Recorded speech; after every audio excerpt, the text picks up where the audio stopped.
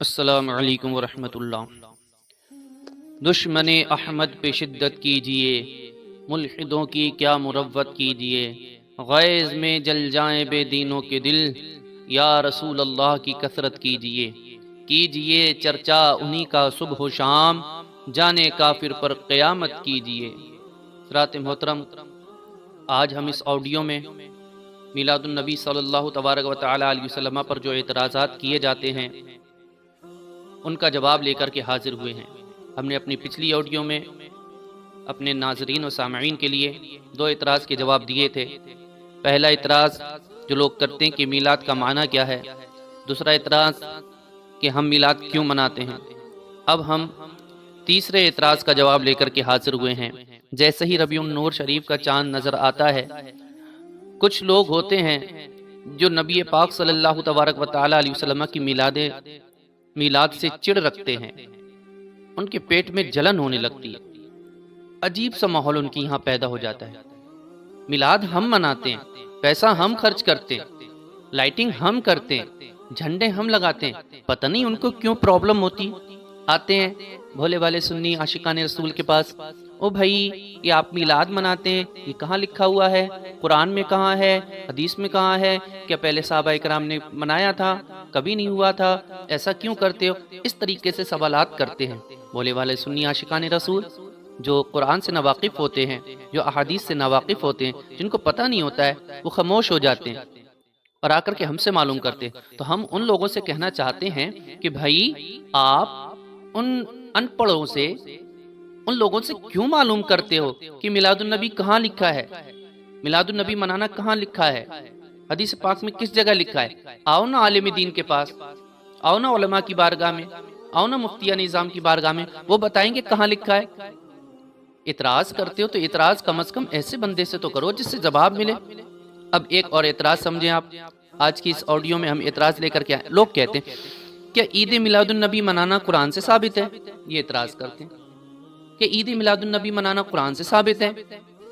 ہم کہتے ہیں بالکل، جی بالکل ثابت ہے۔ اللہ تبارک و تعالی ارشاد فرماتا ہے قل بفضل اللہ وبرحمتہ فبذلک فلیفرحوا، سورہ یونس آیت نمبر 58۔ آپ اس کی تفسیر اٹھا کر کے دیکھیں۔ اللہ کریم ارشاد فرماتا ہے ترجمہ کنز الایمان، اے محبوب تم فرماؤ اللہ کے فضل اور اس کی رحمت ملنے پر مسلمانوں کو چاہیے کہ وہ خوشی منائیں۔ اب آپ مجھے بتائیں، اللہ کریم نے اپنا محبوب ہمارے درمیان مبعوث فرمایا، کہ یہ اللہ کا فضل نہیں؟ اللہ کا فضل ہے، وہ اس لیے کہ پہلے کی امتیں جب گناہ کرتی تھیں تو ان کے چہرے مسخ کر دیے جاتے تھے۔ کسی کا چہرہ بندر کی طرح بنا دیا جاتا تھا، کسی کا چہرہ سور کی شکل پہ بنا دیا جاتا تھا، کوئی کسی طریقے سے بنا دیا جاتا تھا، اور تو اور ان کی بستیاں پلٹ دی جاتی تھی، اور تو اور ان کے دروازوں پر لکھ دیا جاتا تھا۔ ہم آپ سے پوچھنا یہ چاہتے ہیں، اب بھی تو لوگ گناہ کر رہے ہیں، بھلا بتاؤ تو صحیح، اب کیوں چہرے مسخ نہیں ہوتے ہیں؟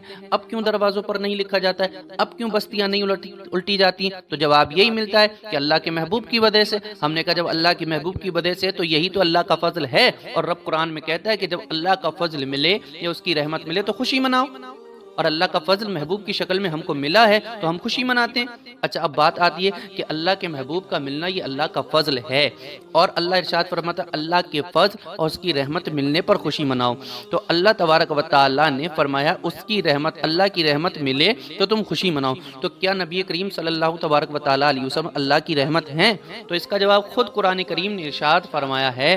اللہ کریم قرآن پاک میں ارشاد فرماتا ہے وما ارسلناک الا رحمۃ للعالمین، محبوب ہم نے آپ کو تمام جہان کے لیے رحمت بنا کر کے بھیجا ہے۔ سورہ انبیاء آیت نمبر 107۔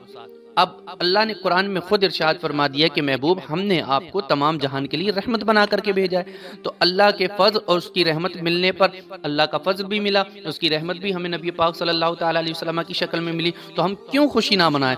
اللہ تعالیٰ نے ہم کو بے شمار نعمتوں سے نوازا ہے، لیکن کسی بھی نعمت پر احسان نہیں جتایا۔ اللہ نے زمین بنائی، آسمان بنایا، چاند سورج بنائے، اور طرح طرح کے جو ہے کہ پہاڑ، دریا، درخت وغیرہ، یہ تمام نعمتوں سے اللہ نے نوازا۔ خود ہم جسم کے اندر دیکھیں تو آنکھ سے نوازا، کان سے نوازا، ہاتھ سے نوازا، چہرے سے نوازا۔ اس طریقے سے ہم اپنے جسم کے اندر بھی دیکھیں تو کئی نعمتوں سے نوازا، لیکن اللہ کریم نے کبھی بندوں پر احسان نہیں جتایا۔